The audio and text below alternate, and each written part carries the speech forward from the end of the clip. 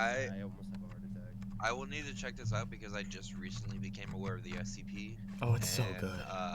yeah, no, because I've been watching nonstop Markiplier on his like horror, like every horror game that he's been playing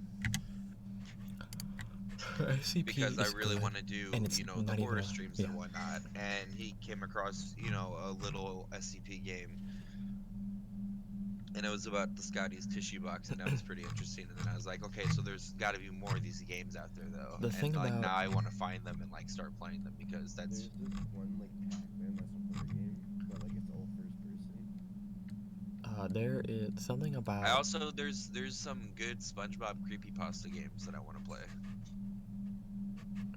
so the thing about SCP is it's not always horror. It is also super fucking fascinating. Well, no, yeah, but so like my thing is with my so like what I want to do is a play on Mark's three scary games, but it's gonna be Hollows, horror, whatever. I haven't come up with the last word yet. Um, Shit, and I'm getting a call. I'll be right back. you're good. And like basically it's just gonna be like it's not gonna be multiple games. It's gonna be me like showcasing like one game.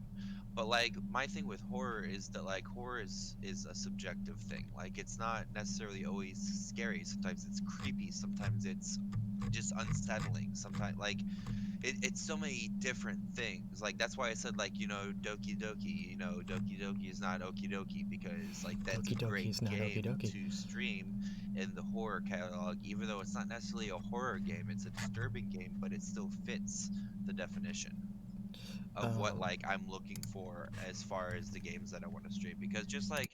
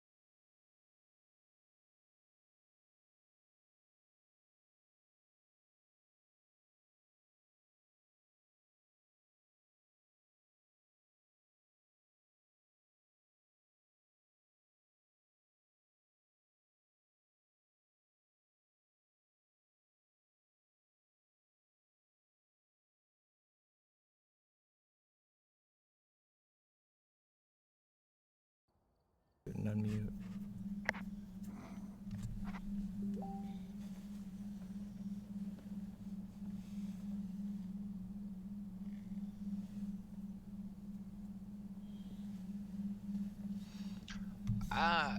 Can I edit my stream? I just realized I'm gonna have to edit that first half or stop my stream, start over, and delete this video. Neck. What's up? Should I stop my stream, delete the video, and start a new one? I did not even think about it, but I was streaming the whole time we were talking. Yeah, go for it. Okay.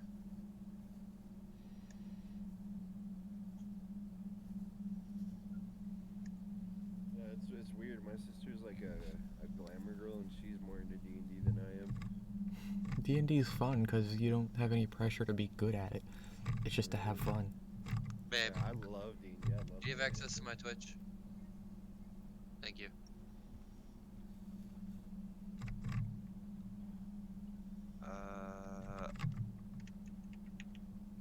Damn, I really like the title I had for that one too. It's gotta be chicken burger related. It is, it is. Well, I can look it up. only Phasmo, so only streams with you guys is chicken burger related. Amnesia right now is going to be very much, I'm shitting myself because that game, holy shit. But, no, the title was Annabelle, would you like a chicken burger? And now I changed it to Casper, but that feels so basic. I need a good ghost name, or a good demon name, a good spooky name. Babadook. No. Okay. You could say Baba Yaga loves chicken burgers. Okay. That seemed good. I would say the Zio is the O word, but I don't say that name. I hate that name. See, Baba, Duke, and chicken burgers. That's a good one. The Z one. The Zio one. Oh. I won't say the name. I hate that name.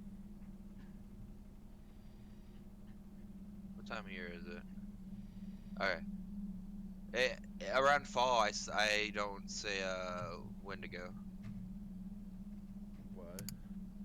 Because that's usually when they start popping up. And if you say them, you can... it's a superstition. I just hold to it. I'm a pretty superstitious person. It goes with I'm a Norse pagan. I follow the Norwegian gods, so I just some of the spiritual stuff I get really superstitious about. But hey everyone, we are back. It is Yochika Hollow, and we are playing Phasmophobia. Sorry, I had an itch. That took my attention. Alright. I don't think my chat is working right. If I have anybody in the chat who can type, please. Actually. Okay. If I had enough screens, I would, you know, it kind of works. pull you up, but It's all good. I only have 2 screens. One is devoted to my stream engine, and the other is devoted to the game. It's all good. He fucking knocked that key. Levi, what are you doing up north again? I'm gonna be insulator, industrial insulator. Nice. Alrighty. Then, ladies and gentlemen, of course, allow us to start the game. I'm gonna drink every time I get scared. I'm so drunk. You just get drunker. It's fine. I mean, I'm always drinking when I'm streaming, so. And the exact opposite, I never drink. Like, if it wasn't for the fact that I'm more of a stoner than I am anything else, I probably would, like, you know, made my stream name the Drunken Streamer, you know, like the Drunken Master. Yeah. But Jackie Chan and the Drunken Master. I fucking love. You know, I'm pothead, and so. Yeah, but alcoholic streamers aren't a thing. Actually, I don't think you could get away with that. No, I don't think I could. I think it would fall under like super endorsing it or something like that. It'd fall under Cause like I know like there's like certain shit like some of my TikToks I have to fight with TikTok's um community standards because they'll like try to get me because I do some stoner TikToks which everyone else does too. bro, bitches But like fucking post whole ass nudes on TikTok. Get the fuck right, out but of here. like some of my like one of my stoner TikToks I did not too long ago they tried to remove and they're like for having illicit whatever their Substances. reasoning about pot was. And I was like, okay, but like you literally cannot see anything in this video and like I was even so much upset that like you couldn't even see like my smoke. So I'm just like, fuck off. Like what are you talking about? I'm doing a TikTok trend that I'll be like right other back. I'm turning the stoners have power been on. doing. Don't follow me. Okay. Yeah, I don't need to be in the building. I'm taking the candle in case it blows We it need out. motion since once we find the room. Yeah, just wait there. I'm gonna turn the power Carl on. Robinson. Carol Baskins. Carol Baskin. Killed her Carol husband. Baskin. Whacked him. Can't arrange me. It happened. Fed him to tigers this snacking. Yeah. Oh hey, we're gonna wait out here for a second because he's turning on the power. I played this like 2 months ago and broke my VR, dude. Oof. You broke your VR. Yeah, You I panicked. got scared and tried running in real life and slammed into a wall and cracked the headset. Oh yikes! Dog. You know what? This is definitely a game that I could not do VR. Honestly, it's no different. Jacoby said it was scarier in non-VR. No, I'm sure it's scarier, and it's more of a so I'm learning like what games I can do VR, what games I can't. The perceptions of this game would give me motion sickness. Yeah, I agree. Like not every first person game has given me motion sickness, but I can tell that like Skyrim's just the way that does. the game is, I would get motion sickness trying to do VR with this. Skyrim's giving me motion sickness. Yeah, exactly. Skyrim is kind of my base that I'm going off of so far, and like with Skyrim, I could only play like 5 minutes of Skyrim, and then I was like, okay, I can't do anymore. Dude, I couldn't even last that long. I also kind of was getting a little annoyed with the controls of Skyrim. Me too. I feel like there was a lot of untapped and missed potential with the VR when it came to Skyrim that could have made the game a little bit better. But I like VR chat. VR is really cool. I mean, and it's come a long way. I just I'm still just waiting for us to be able to connect in games. VSync or whatever they call it. I hear Yeah, that Elon Musk was able to get a monkey to do it. He's hoping on being able to have like humans do it within the year. That's not okay. That would just be like so cool to me. Like, maybe take out the part of like actual dying in real life that the Matrix does, but like, Well, to be able to like Not online. but yeah, more like like Sword Art Online because they actually die in real life in that too. I well, forgot. here's the thing. Like, so what we gotta consider is like Oh wait, thermometer. people's fucking like people's fucking mental health and their inability to differentiate between reality and fiction. Games cannot be realistic in VR. They are gonna have to be fantastic. They're gonna have to be fantasy, like fantastical. Yeah, I mean like so like maybe not like. Let me try to think of how I'm trying to phrase this real quick. Maybe not, VR as in like, again, like The Matrix, where we're in a simulation and it looks like real life. Or, I don't have a again, Sword thermostat. Art Online, where Keep going. it looks like it looks like real life for them, but it's a simulation. I'm thinking more like, a game like this, but just like with, better VR capabilities where it really does feel like you're there, but you still know you're playing a game. Yeah.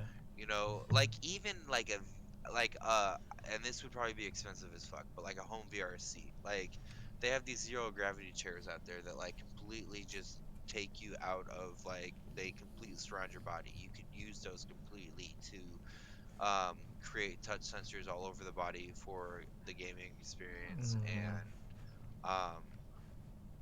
you could. I You want to check down this way. Yeah, I have no thermostat, so you're gonna have to check the thermostats for me. Okay. I'll check the doors. I'm hearing like cells open and close. Check. Neat. Go down and check That the prison. Yeah, that happens in this one. But sometimes it doesn't mean that they're doing anything, because I heard that a couple games when like the ghost was in that closet over here or the shower's over here, whatever. So I think some of that is just, you know, atmospheric. Advil here. Toothbrush.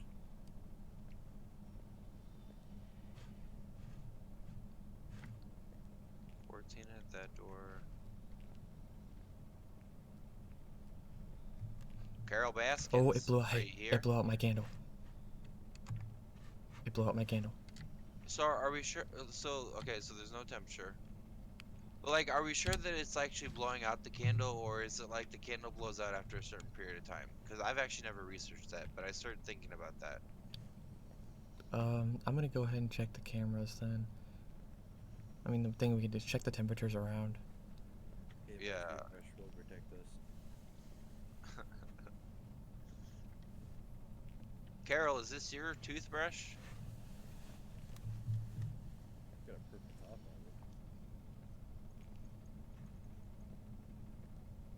it. Carol, are you in here? You know what I still experience sometimes? Carol, if you're in this room, give me a sign.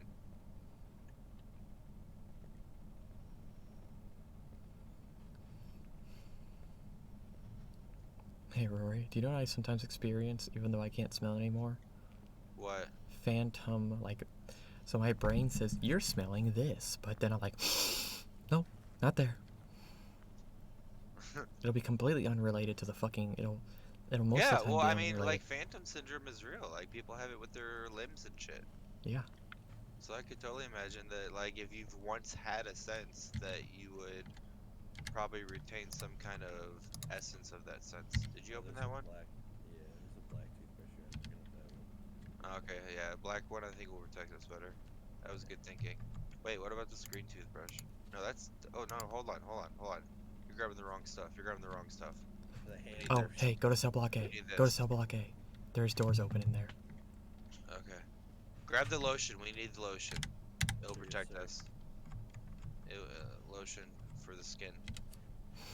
Oh, it's toothpaste. Ah, fuck. It's somewhere in cell We block fucked A. up. Aren't we? Well. No, we're in B, aren't we? Mm-hmm. Cell block A is the other way, the way that Spoon was gonna go.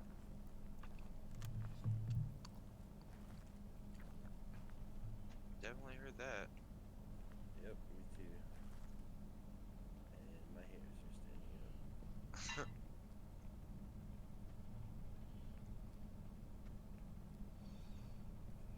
I might go 1 or 2 rounds and switch to Elite Dangerous. I'm not feeling too energetic.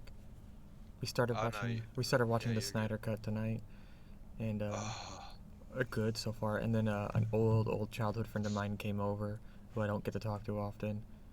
She came over, and we just caught up. go ahead. No, that's it. And we just caught up on everything. That's good. I like when that gets happen. I'm also just so glad that you finally get to experience the wonderful beauty that is the Snyder Cut, the one DC movie that we have always asked for and always deserved, but Warner Brothers has always tried to not give us. Oh yeah, 6 Degrees. Carol Baskins, are you in here? I have toothpaste. Carol Baskins, did you kill your husband? Killed her husband, whacked him. Oh, we got more toothbrushes up here. Wait, where are you going? More equipment. I don't have any. Oh, okay. Yeah, I guess we'll go get more equipment since we found the room. Do you want me to stay in here or something? If you want. It's entirely up to you. I'm just gonna go get more equipment. I mean, if you want to get more equipment, you can come with us, or you can stay and see if Carol Baskins comes. They're gonna come with because I feel like I'm about to grab this. Keep on hearing like metal tinging on the bars, and I know that's just like part of the game and it's not the ghost, but it's like creeping me out. Oh yeah, their atmosphere sound is just Yeah, honestly, chef kiss. yeah, this Like, game really captures atmosphere really well. The reason why it doesn't fucking bother me too much is because, like, I've done real ghost hunting like this with things that this game sometimes. I've done real ghost hunting on a professional, like, seriously professional setting, and Are you crazy? that's beside the point. I actually know a lot more about it than most people, and, like, ghosts can't hurt you the way you think they can. right.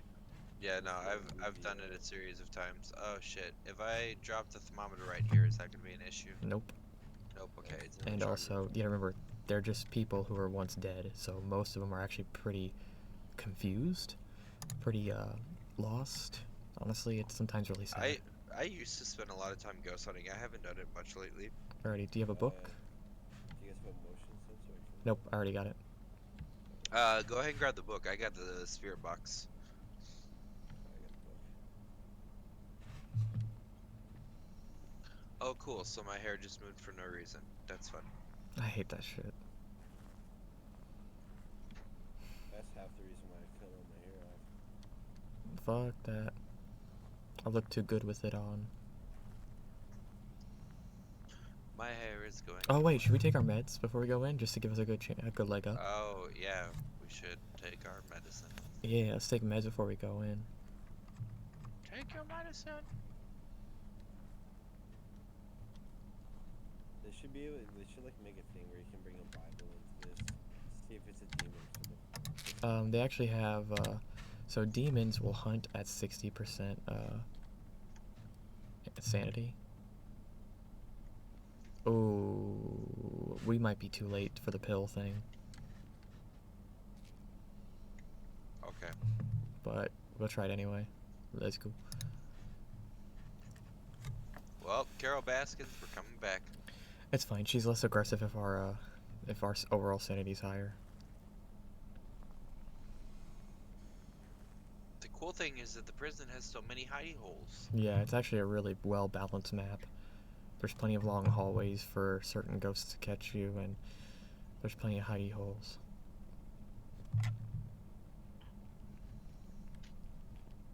Did we open this door? Yes, I can close it actually.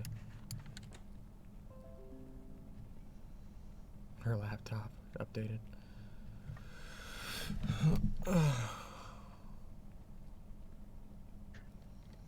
Carol Bass, Carol Bass.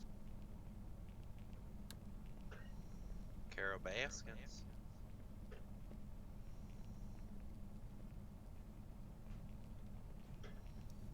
Carol Baskin. Killed her Killer husbando. husband whacked him. I don't know if it's Again, upstairs or good things downstairs. didn't happen. Carol Baskins. Bro, you got the camera. Get in there first. Carol, are you in here? Carol, Carol. Carol, can you tell me if you're upstairs or downstairs? I was gonna put the book down on this table. She's opened a lot of cell doors. Carol, show me a sign that you are present with us. I'm pretty sure we opened those looking for toothpaste and toothbrushes. Carol, why aren't you talking? Carol, wanna be friends? Carol. Carol, Carol. close the door. This mattress has pee on it. It'd be like that.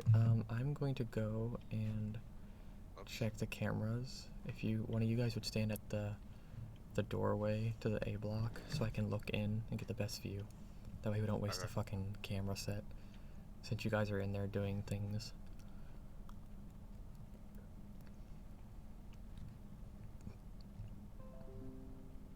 Carol, can you hear me?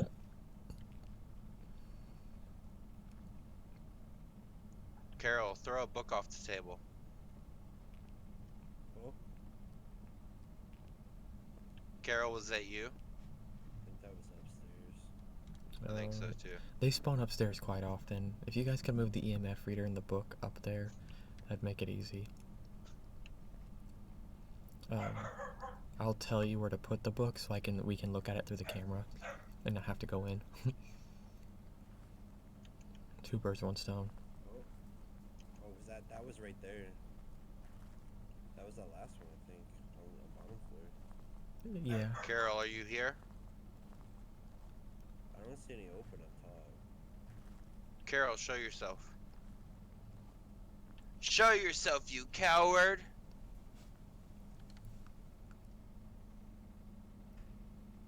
Girl, super say what? Hey Rory, can you turn off your flashlight? Can you look towards the security room?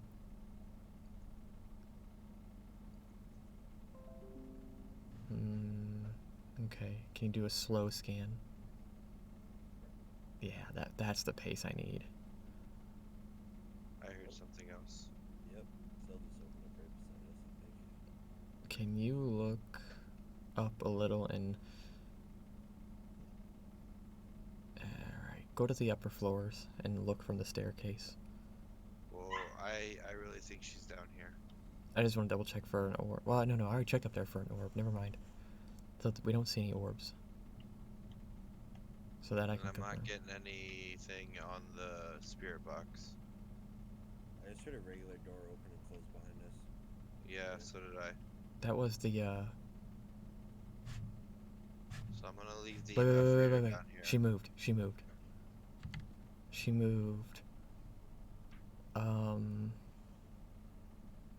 She either moved direct. She's in between. In between that security office door and the two cells in front of you guys. We're in the right spot, although it's gonna take a minute. So she's somewhere on the first floor.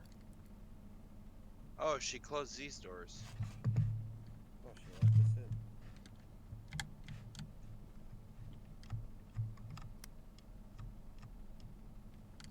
Carol, close these doors if you're here. EMF. We need a detector with an EMF reader, so we need to like bring in. Carol, use the EMF reader. She's getting active. I don't know why the EMF reader's not picking up. Here, let me. It's on, right? Yeah. I can see you guys through this camera, and I get a good view of the room. Like a really good view of the room. I just can't see where you're at. I can't see there. But I can see under the area across. I don't see anything.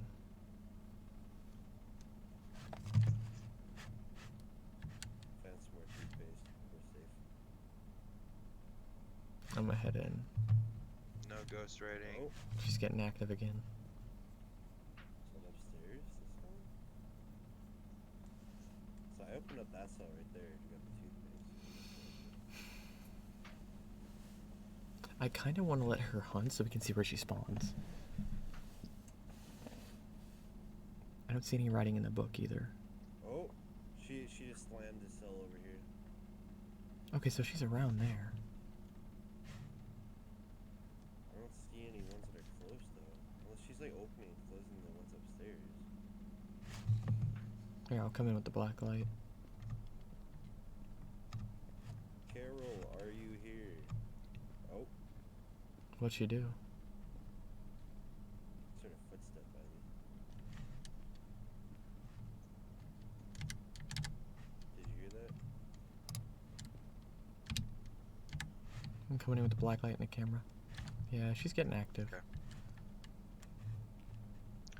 Carol, oh, Carol, show yourself, you coward. Oh, that cell just slammed right in front of me. Oh wait, what? Oh yo, this cell moved and made no sound. And then now it's just weirdly opening it. It is a glitch. It happens from time to time. I'm just gonna go ahead and close all the cells. So we see if she's opening them. Yeah, that's a good one. I'm gonna check for fingerprints on the cells after I drop this camera. Did you hear that footstep? Yeah, I also heard a creak.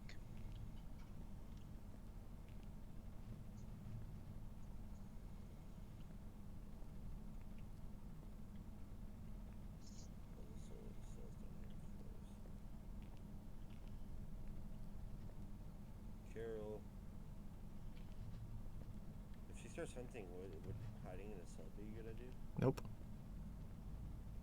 Carol, I got your notebook. It's like a pretty dang neat notebook. Got your notebook, Carol. We have nothing writing in it.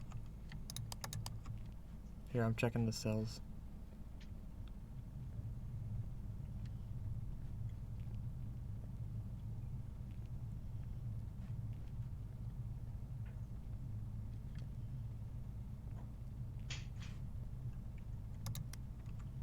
I would maybe just check upstairs too, and just yeah, just in case if there's no fingerprints down here. Maybe Nope. Up, she just opened that door right there. Yep. Should open the that one one. after that. Carol. And that one. Can I get a picture? Maybe that's her cell. She's opening all the doors. Carol, why don't you stop opening doors and show yourself? No fingerprints yet, so I'll have to wait until there's actually a fingerprint landed on there. I'm gonna check the camera and see if we got any. Oh, Shh. That's so good.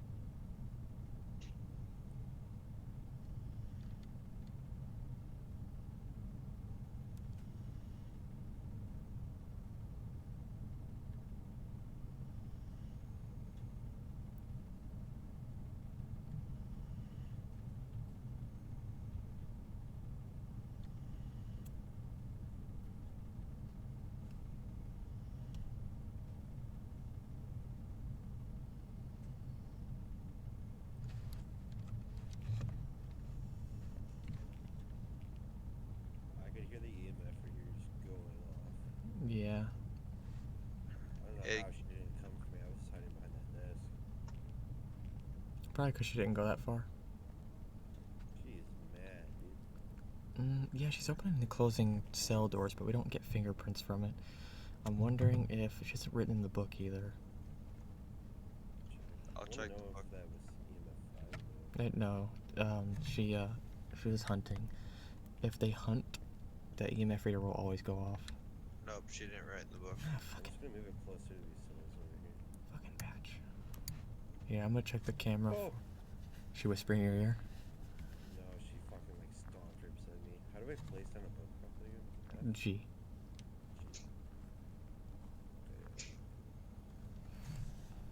Kale, can you write in this book, please? I don't have the toothpaste. Or make the EMF reader go off.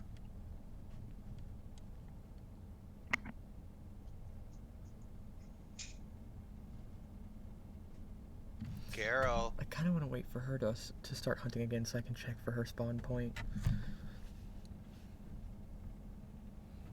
If you guys want to wait until she hunts again, just hunker down until she hunts again. I can Yep. check. We can do that because I got eyes on the room I got big enough eyes on the room that we can see where she comes from.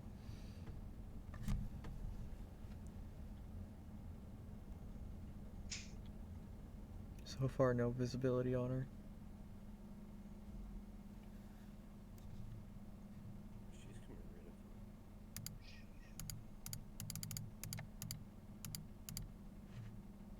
So far, no visibility on her.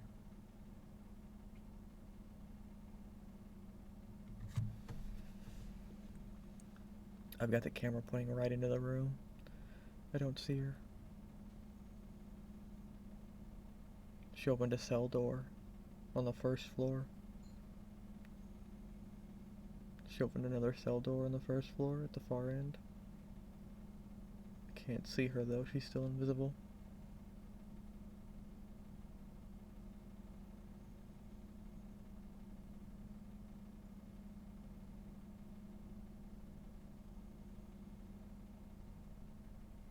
Okay, I couldn't find her. Thing is I've got like direct eyes into the room, and if she spawns anywhere in there. If she spawns upstairs, she has to come down the stairs. If she's downstairs, I'll see her coming right at me. Kara, why won't you talk to us? Oh, I see her breath.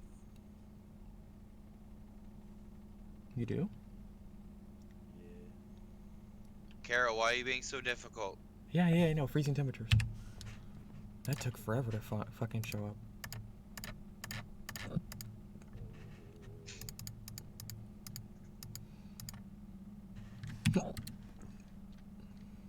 No eyes yet.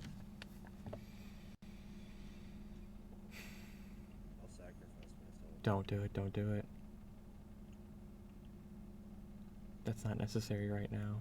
We know she's on the first floor. And we know it's not ghost orbs.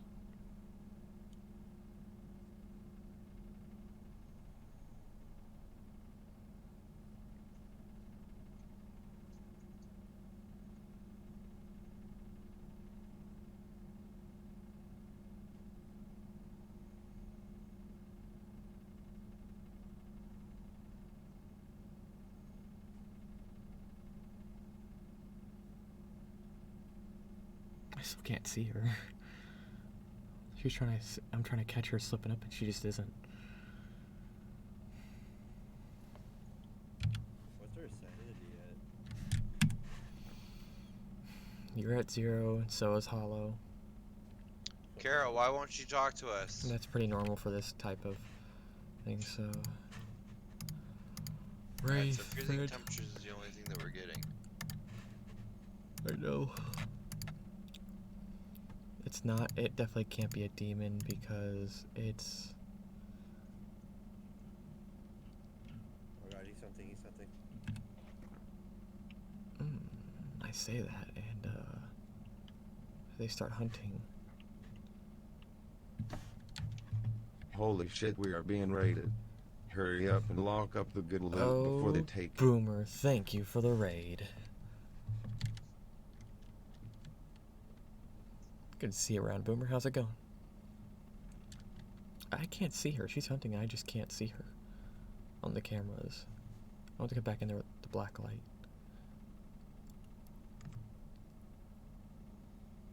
When she's done being a fucking asshole.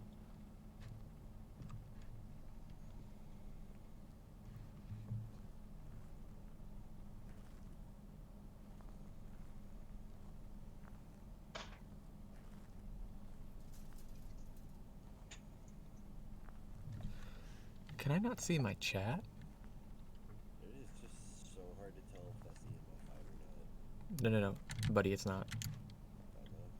I I'm gonna move more closer to the entrance. Because the tools that I have aren't working.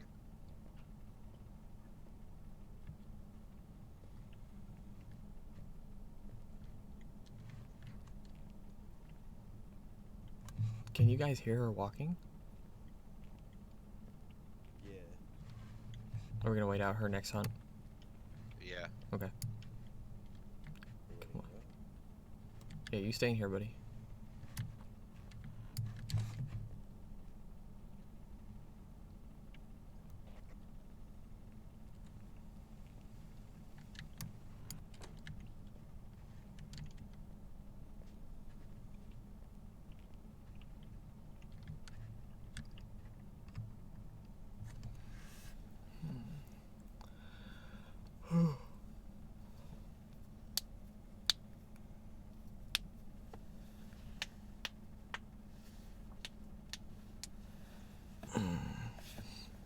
I can't see anything on my stream. I wonder why. I wonder if the chat's working right.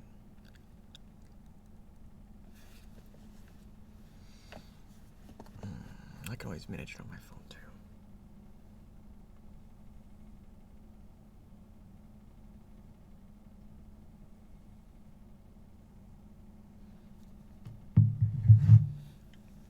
Alrighty. Alright, I'm gonna check for black lights. I'm gonna check for fingerprints, because she's gotta. If it's a fingerprint ghost, she has got to leave some, like, Where'd Spoon go? I don't know. Exactly. already. God damn it. Can we move the books close to the entrance of the of cell block A? Well, hold on. I'm gonna wait it out in cell block A. I want to see something.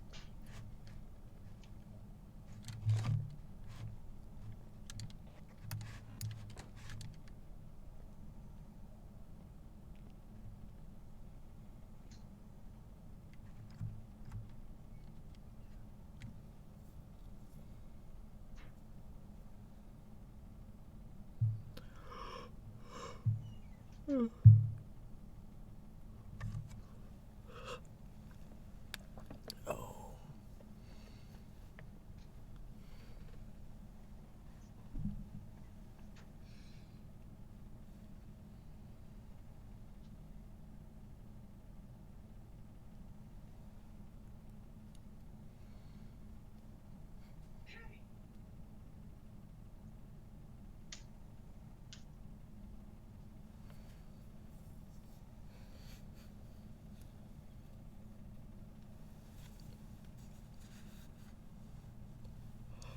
Alright. How'd that wait out go for you, Rory? So definitely. Fuck! Found her. Where is she? Right outside the security office. Oh, let's move our shit and hurry. I'm moving away. I need to move away for a second. Okay. But yeah, move the shit right in front of the security office and we might get our... Because she appeared right when I walked outside that door. That's where I was hiding out. Shh, quiet.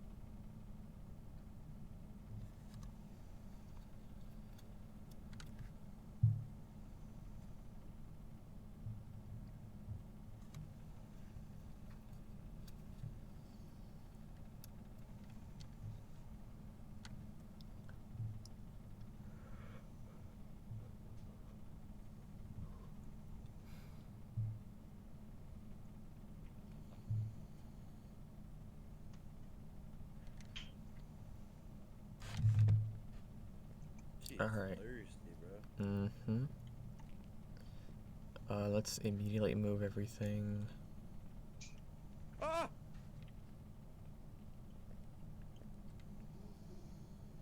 I'm good.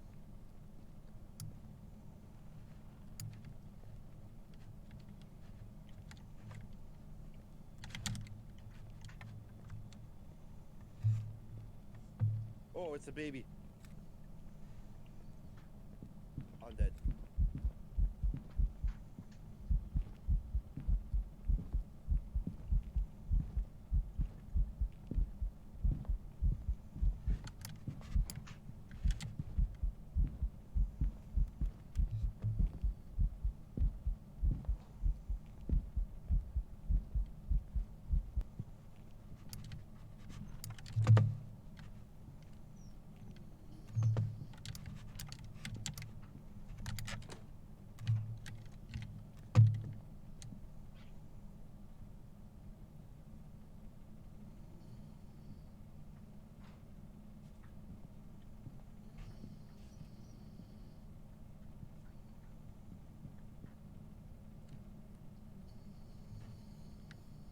Dude, she was beelining for you. She chased after you so hard. Oh, then I know what kind she is. She's being a fucking asshole. She was touching the floor, though. I got a picture of her, so we have a picture. Okay, so I think I have an idea of what she is. If she was, because I heard her beelining it for me. Like, She was right behind you. I know. Oh, yeah, she was I wouldn't for have- you. We just sat there and watched. I wouldn't have lived if I wouldn't have closed that one cell door.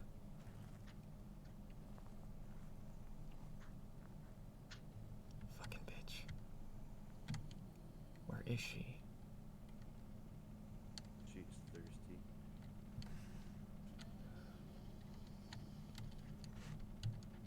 here. I'll sacrifice myself. Come here. No, no, no, no, no, no. Did you die? Don't.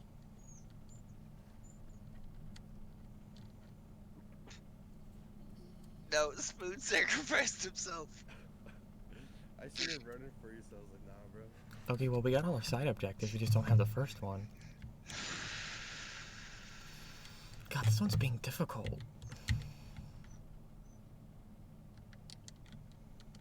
do we have so far? Just a freezing temperature? Yeah, let me see if... I'm trying to get to the entrance to take some medicine.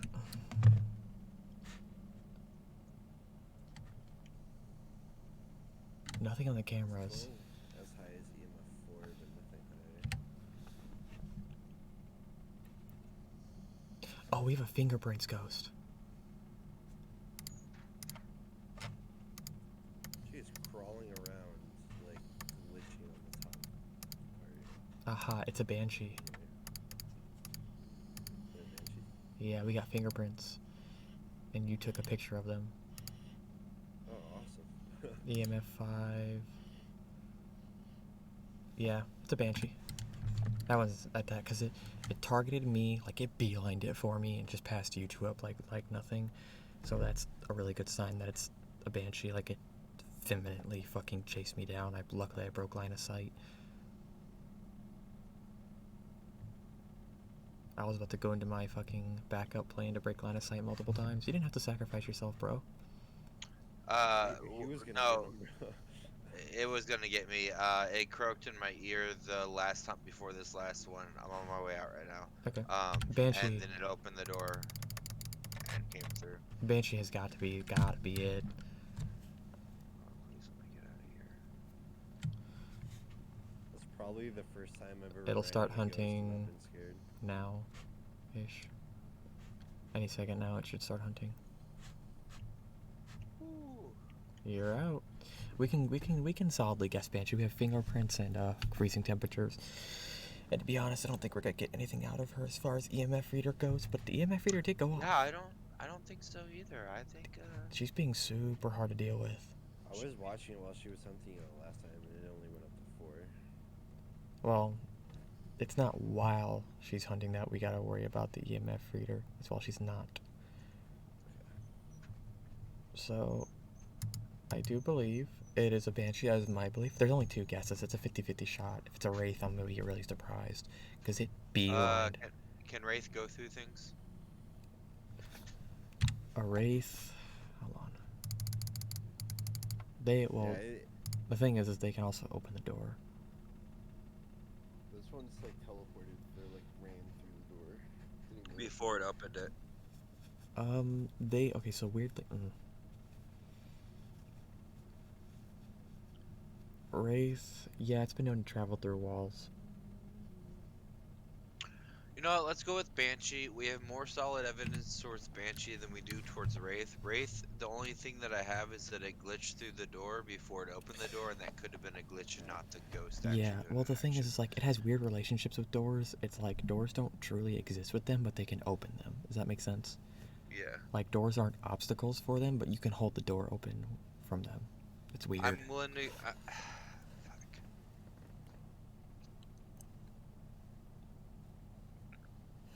I don't know. I think Banshee. I think we have more solid evidence for Banshee. Yeah, 'cause you guys watch that bitch beeline it for me, like walk past the both of you and beeline it. And like I said, I heard the thumping in my ears before it was in the room.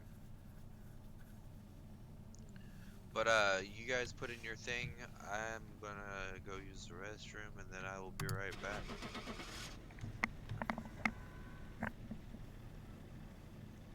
If it's a Wraith, I'm gonna be actually surprised. I think that's the first time I've It's a been Banshee. scared. Your boy knows what he's talking about somewhat. Almost like 20 minutes.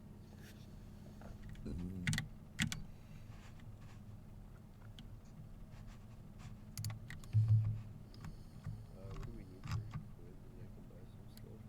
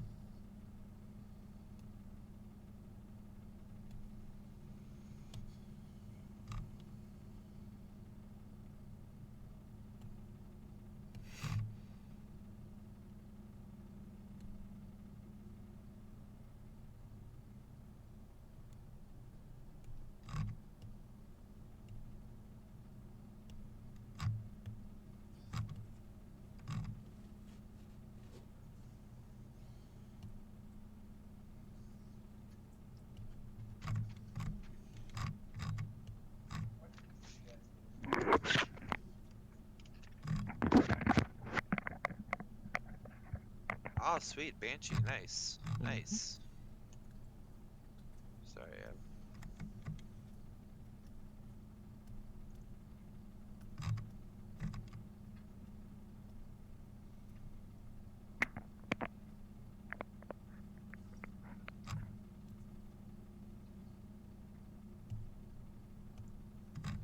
bought everything that I had as much stuff as I could.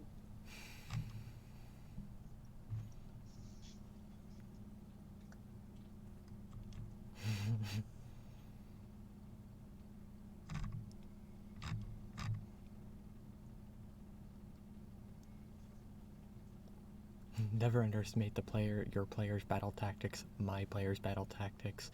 Group A, smash things. Group B, smash other things. Actually, our group.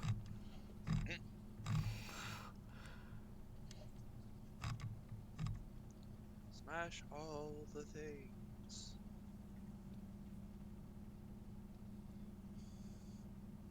I like smashing things, you know what I'm saying?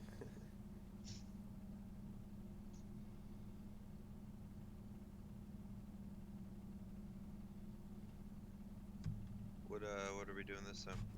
We are going to do.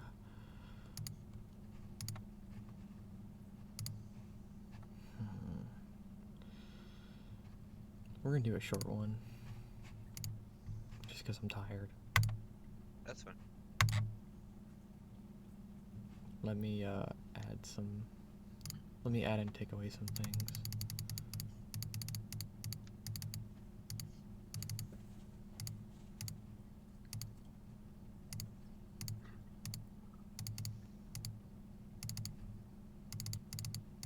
That is more than fine. 45-minute stream-ish. Probably about an hour by the time we're done. That's good enough for a game like this.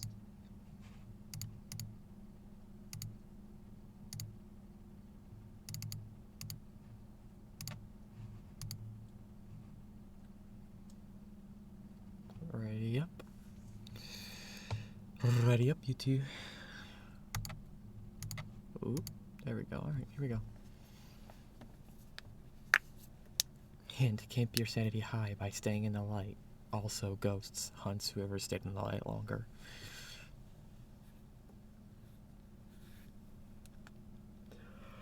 What's in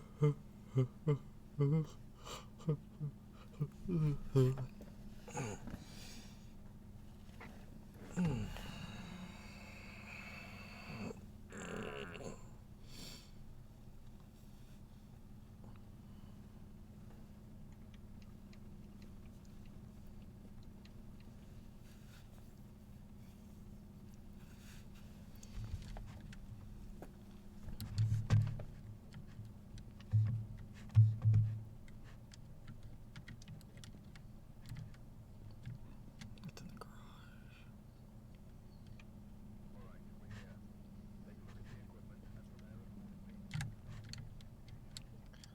Lisa Thomas. Lisa Thomas. I'm gonna go in there and turn the power on. You guys stay in here. Okay.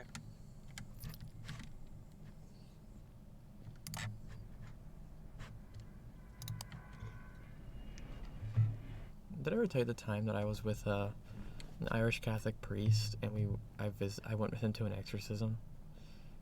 No. Dude, what are you? Somebody who enjoys doing paranormal things and likes to do it with science. They're not what you think they are. Most of them aren't even true, or aren't even like a real problem. Most of the time, The priest, like, admit that most of them are like false beliefs and stuff. a lot of people don't understand what possession really is, and most of the time it's a suspected possession, and you just go in there to like, oh, to bless the house. People mostly want their houses exorcised. If someone genuinely believes that an individual is possessed, it's very, very, very, very, very, very exceedingly rare. A lot of times it's somebody faking it. I say it's either a lot of times it's someone faking it, or it's actually something like psychologically related. It's mostly, honestly, we've seen more cases where it's psychologically related. as well Like as really, the percentage of it being a supernatural case is next to none. yeah, Really, because like, we're not worth possessing. I really don't like this picture. This picture is easily not setting. I'm not gonna lie. Uh, by no means do any paranormal entities have any good reason for possessing your average Joe. There's nothing to gain from it. Now, there are cases where it's like there's just other ways of doing it. Of Nightmare getting in a forest. Can we look that up? See if it's a real thing. wait for the house to warm up. I'll make it TLDR. This you know, classic Christian household, you know, middle class white family, in a college town. Were worried about their kid because he was going out late and acting really funny when he came home. And so they're like, no, our good young Christian son who's in college is a good boy. He must be possessed. And like, they were super good friends with one of the local churches. And they're like, yeah, we can get someone in on it. We can get someone in, you know, to check it out at the very least. They're like, because again, they know it's like very unlikely that it's actual possession. And we're in a college town. So he could have just been, you know, fucked up on something. So, but the parents insisted. And we're like, okay, yeah. And so he takes me along with, because it's his turn to babysit me.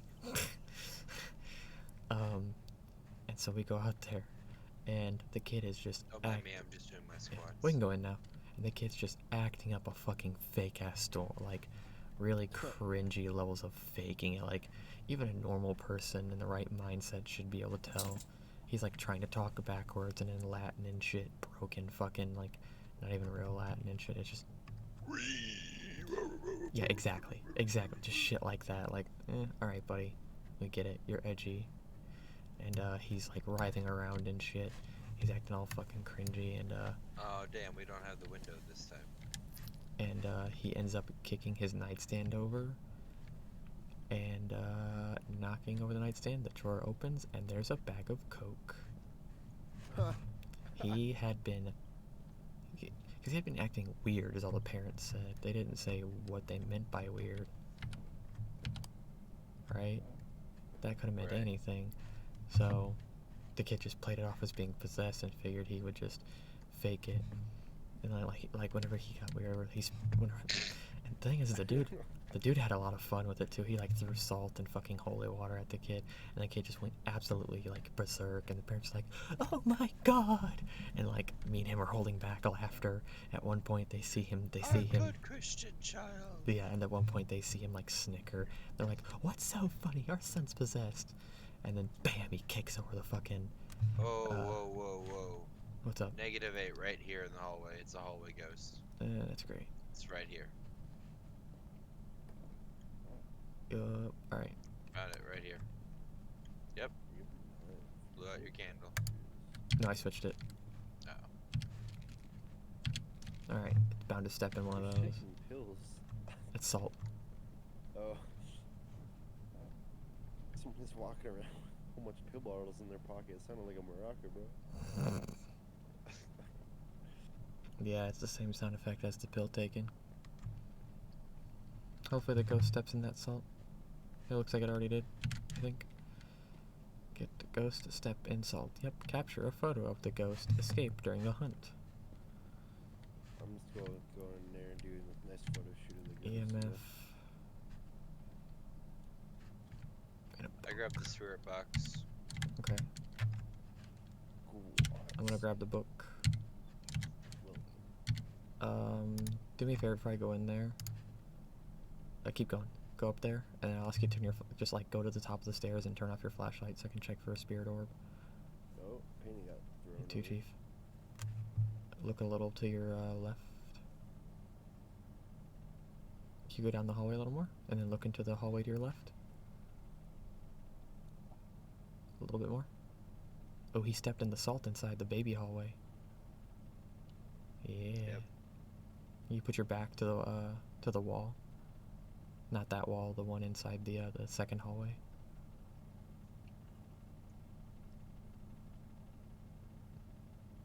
And then look, yeah, look.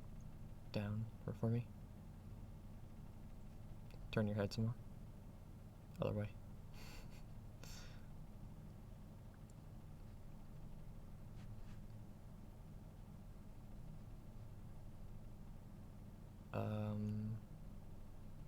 Okay, I can't see shit with you moving around so much.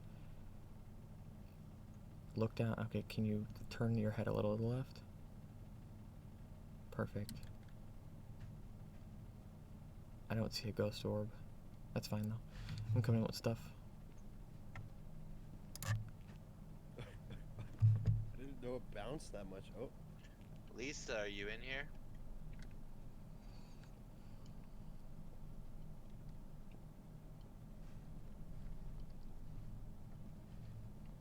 Where'd my ball go? Lisa, will you talk to me?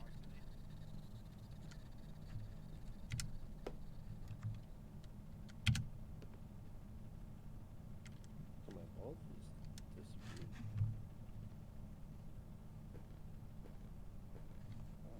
Lisa, are you in here? Lisa, if you're here, write in the book.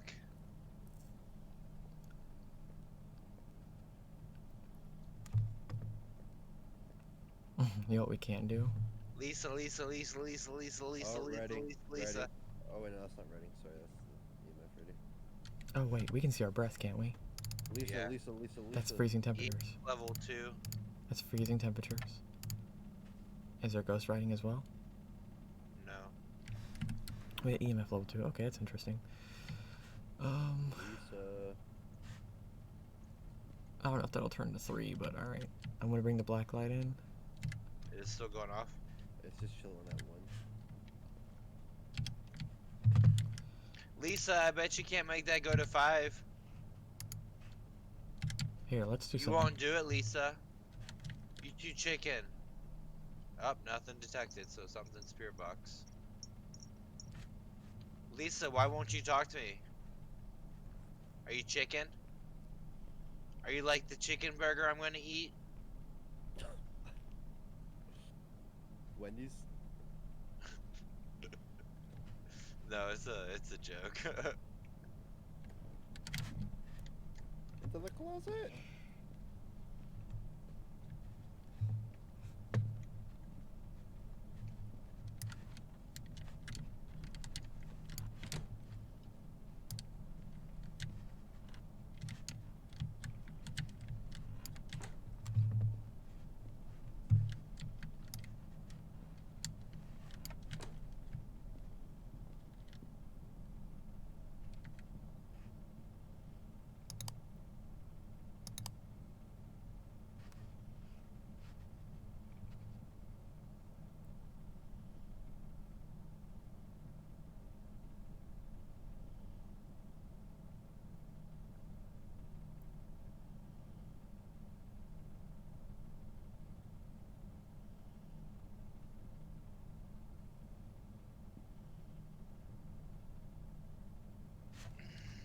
Oh my god, dude, she must I have opened like 20 swear. fucking doors. I swear she was gonna open my door.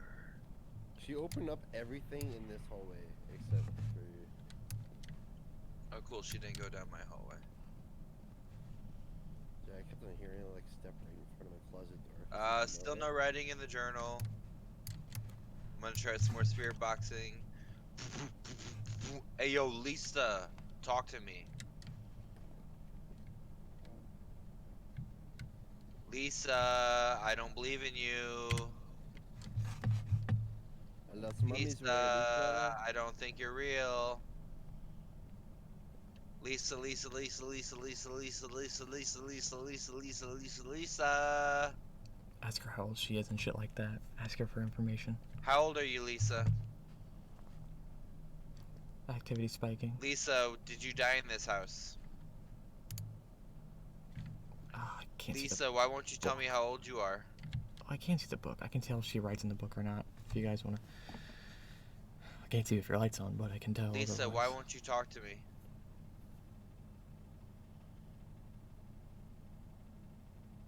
Lisa, where are you? Lisa, did you live here long? Live here a long time. Lisa, did you die here?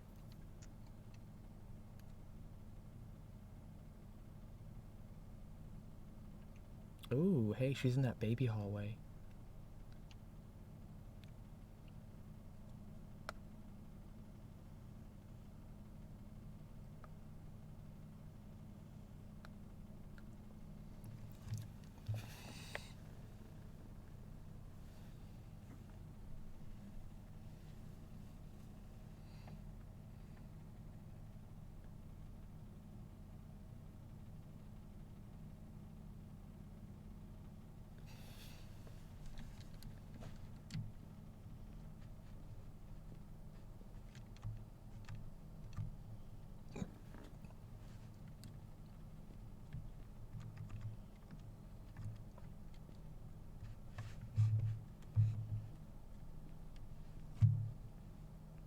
Dude, I love how fast you just went quiet and just started running down the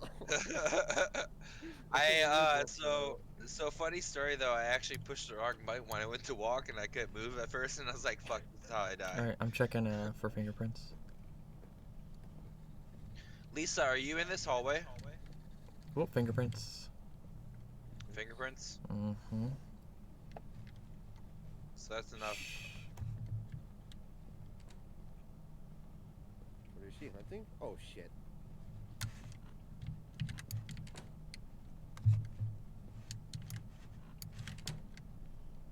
Lisa, I'm sorry. Lisa, I'm sorry. I was running down. Lisa, ah!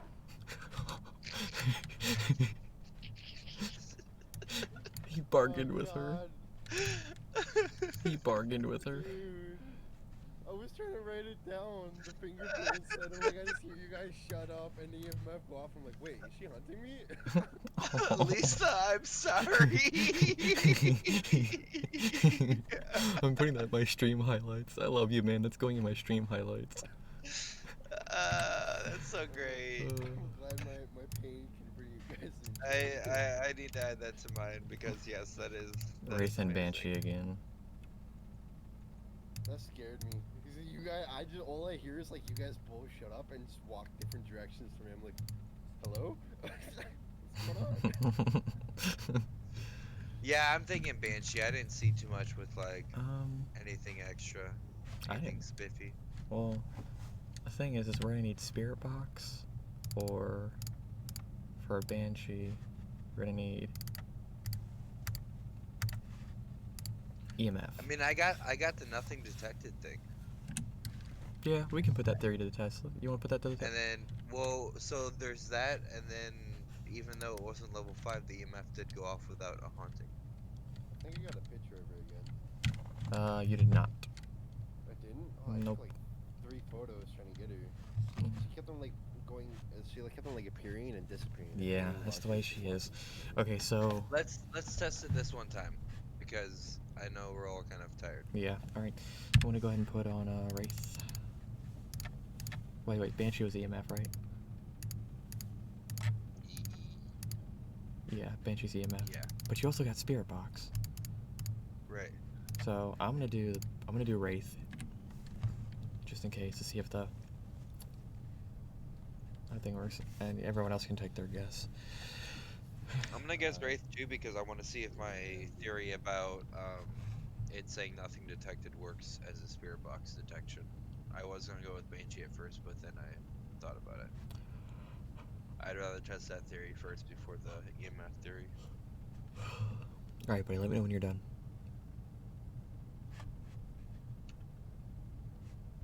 Spoon. Okay.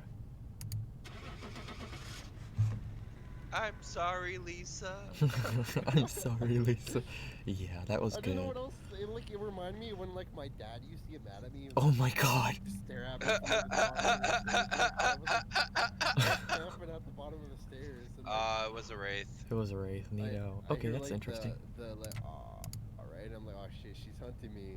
Fucking look up the stairs and she's just staring at me. And I'm like, I'm sorry. I'm sorry. Look at this photo I took over here. Like you can literally see me like trying to take a picture while I was staring up the stairs at her. That was fantastic. Alright. Alright everyone, well that concludes my stream for the evening. Thank you all for watching. I hope you all had a great time. feel free to follow me on Facebook or nothing else right now until I get the rest of the links fixed. So ignore all of that. And again, I will be starting a YouTube channel here soon, so please look forward to that. We're gonna do Elite Dangerous, folks. All right. Thanks, everyone. Bye. Hey, alright, I'm still alive. I'm switching over to Elite. I'm switching over to Elite Dangerous, but I think I'm gonna do just chatting. I need to. That's fine. I'm gonna go back to my Marvel marathon. Thank you for playing with me, guys. Not a problem. I definitely enjoy this game. Thoroughly enjoy this game. Yeah, wish I could say the same. All right, bye everyone. Bye. Alrighty, I'll let you continue your stream. Bro. Alright, man. Yeah, you can hang out if you want. I'm not doing anything too crazy. Let me see. I'll hang out for a little bit. If you want. Yeah. Should I stream Elite Dangerous or. I think, you know what? I think I'll just play Elite Dangerous, but then do just chatting because then that makes it easy. What's that? On fast. One more time. Like Elite Dangerous on fast, like a fast thing. Like Phasmophobia? No. Oh, it's a whole different game. Yes, it is. It's a space life simulator. I'm a pilot with the space. Oh, that's cool. Kind of like not Outer Worlds, but what's it called? Star Citizen. Yeah. Yeah, it's one of the competing Star Citizen games against being Star Citizen. I have a drift rig, like a drift simulator. What's that? And I have a drift simulator, like a racing sim. Mm-hmm. And I tried flying with it. It's so hard. That's a mood, buddy. I'll be right back. I need to use the bathroom.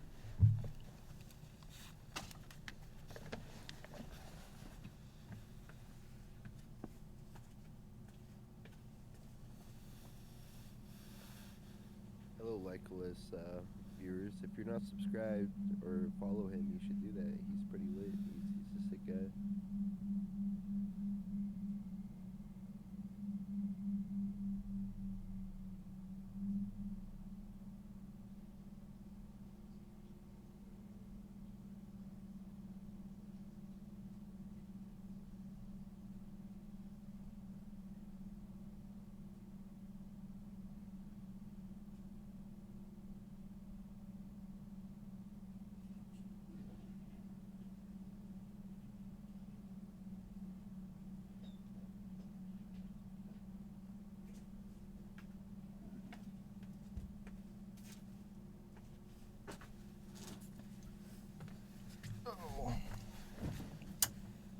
God damn it.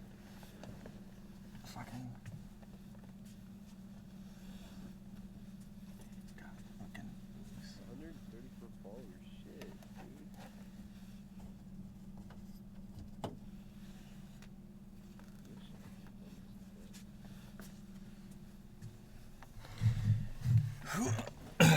Alright. Let me go ahead and load up the webcam for just chatting. Oh, fuck, it's unplugged. Oh, I hate it when you gotta reach in behind the mess of wires and behind the PC and shit. I hate that. I went and got me a USB adapter that I can just put on top of my PC because I got sick of trying to reach in behind every time I went on the connector disconnects it.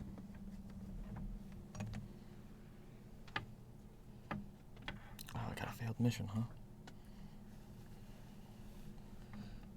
Alright, plug this thing in to a free. Do I even have a free port? Oh, word. I'm at 66 followers still. And I got 17 views my last video still.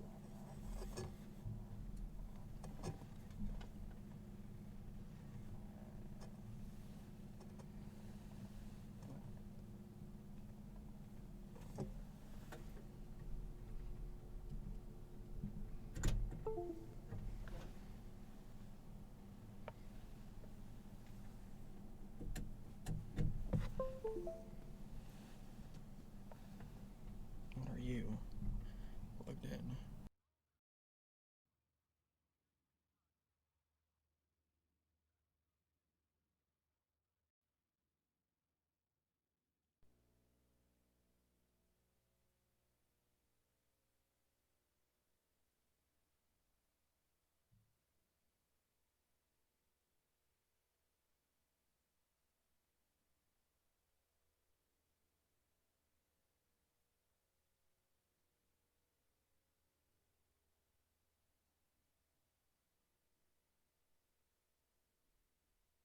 I'm gonna shoot you a follow on Twitch, bro. There we are.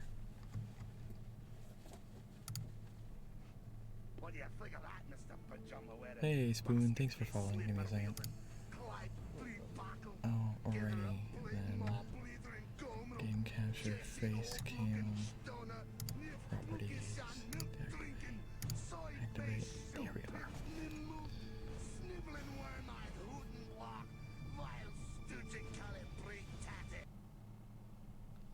And then put on the headphones. Wherever they went.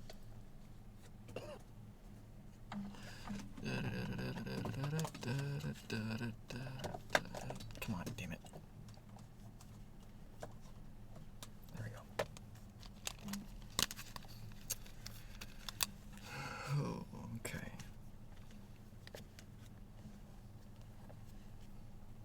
I don't know how you can play in the dark like that, man.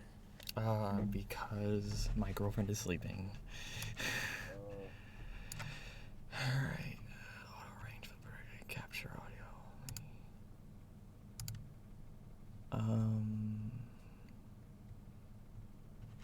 Cool. Say okay. And then where is it not in the way? That webcam's in the way there. It's in the way there. Where on the UI am I not in the way? There? Yeah, that's fine. It's fine as is. Close enough.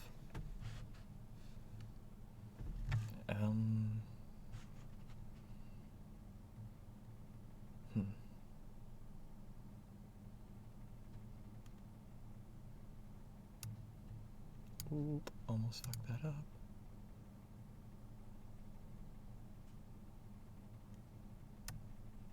Actually, putting you right here is probably going to be a better idea. Alright, get my HOTUS out. Oh, we're doing just chatting anyway. Although I might have to.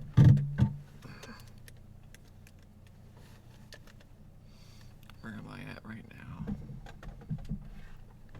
I am in either in Sothis or Cios. Oh, I have an easy time. I am in $1 million. I can afford $1 million.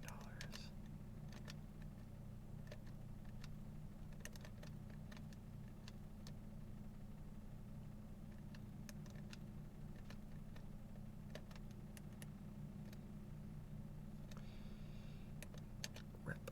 I'm in Cios. Nice.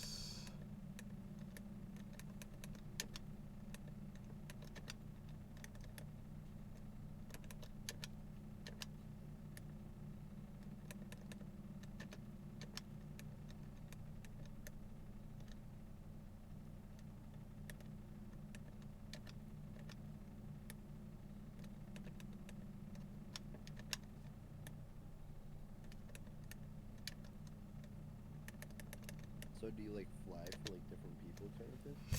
Yeah, I'm currently being the equivalent to a mailman. I am flying data between two systems. That way they can kind of think of it as much as I am delivering intelligence from one's. So Pretty much like a space UPS guy kind of. yeah, I'm a mailman. I'm delivering letters. It's not very glorious, but what I'm really grinding for is reputation, so that way I can unlock a very specific ship that looks like a fucking Star Destroyer from Star Wars. Oh, that's awesome. Oh, it's sick as fuck. It's so fucking cool. That new game that's coming out, the Star Wars, where it's like you can battle. I think it just came out actually, where like you can battle like starships. Oh, Star Wars Squadrons. Yeah. Yeah, I'm not too into I'm not too into Star Wars spaceship stuff. Oh, fair enough. Just simply because it's never interested me. And also trying to control that shit on a PC horror console sucks. Fair enough. That's just my So opinion. You don't have a flight sim? This is the closest thing to a flight sim that I own. It's a lot like a flight sim. I have a flight stick, because that's the only way to play this game. Anything else is just way too fucking difficult. Fair enough. Like a buddy of mine plays with a controller, I'm like, ew. Like, that's nasty. You're gross.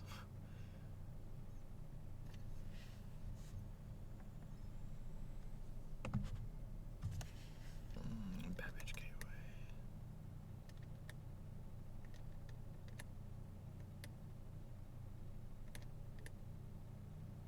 Yeah, this game's really cool.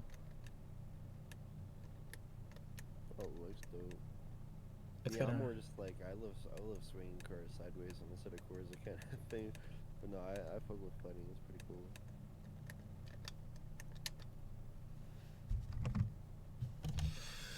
Alright, and the best part is I have Super Cruise Assist, so I can kind of just sit here and, it's very relaxing because I don't have to really, like, doesn't demand a lot of me. I don't have to, I have something called Super Cruise Assist, so I can let it autopilot out to, the system I need to be at, if I really want to.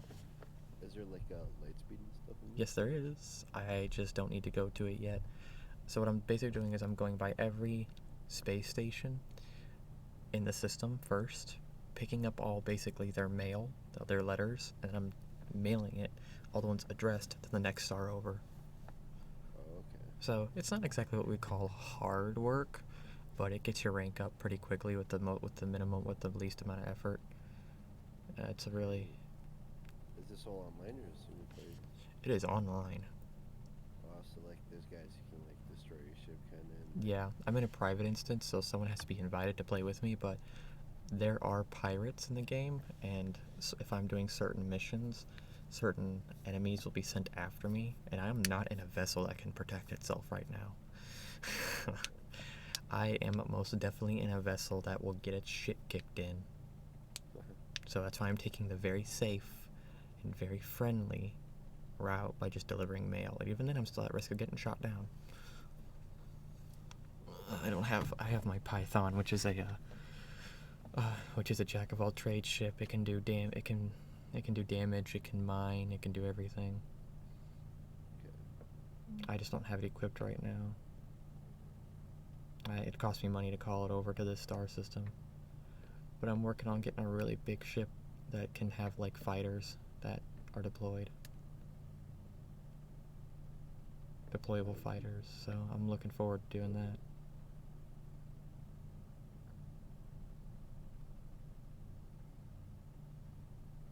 I need to grind for Federation rank anyway.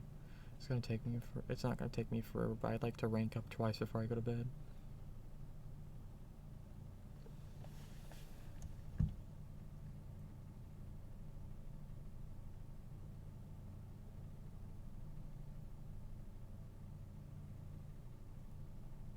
It's a nice little no effort way to grind. Super Cruise Assist apparently is one of the most busted modules in the game.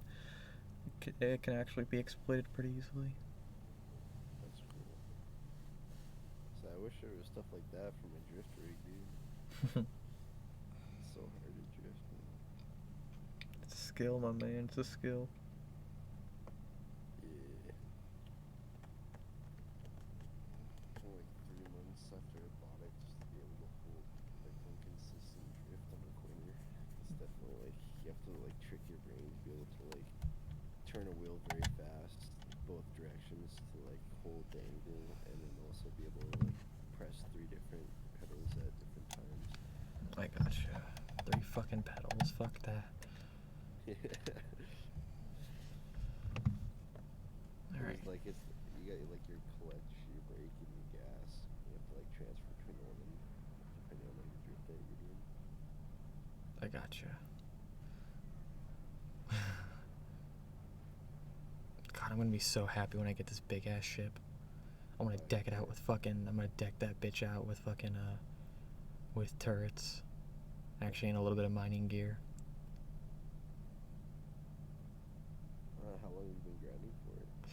I started grinding for it, like a couple of years ago, and I stopped playing for a couple of years.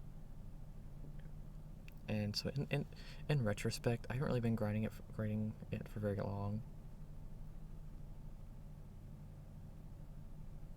I'm pretty sure if I played like 8 hours straight of just grinding for reputation, or like 2 days straight of just grinding for the reputation, I'd be fine. But I'm not really. I also want to have fun. Oh, fair enough. So this is just the thing I'm doing just to get me by. Technically, I'm closer to getting a different ship right now, but I really don't want it. It looks too phallic. Bigger is better.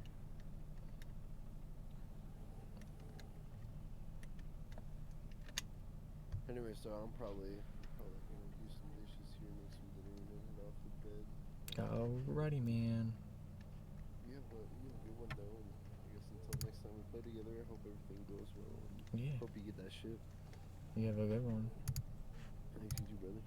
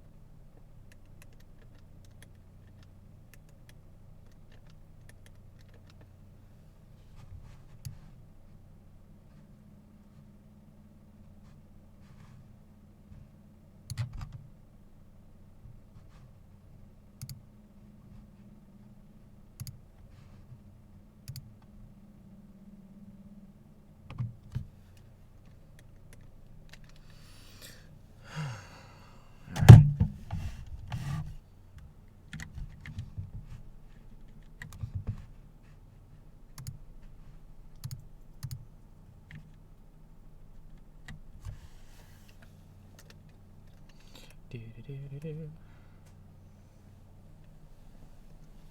Do-do-do-do-do. Oh. It is what it is.